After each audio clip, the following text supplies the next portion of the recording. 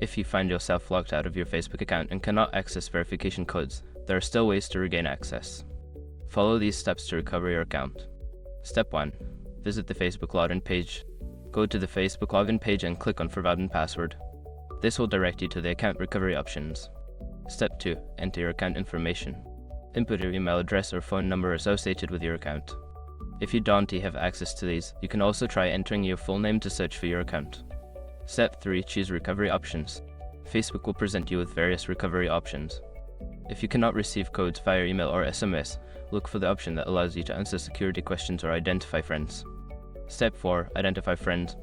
If prompted, select friends from your list who can help verify your identity. Facebook may ask you to tag them in photos or answer questions about them to confirm your identity. Step 5. Follow on-screen instructions. Once you have verified your identity, follow the on-screen instructions to reset your password and regain access to your account. Make sure to choose a strong, new password. By following these steps, you should be able to recover your Facebook account without needing verification codes. If you encounter further issues, consider reaching out to Facebook support for additional assistance.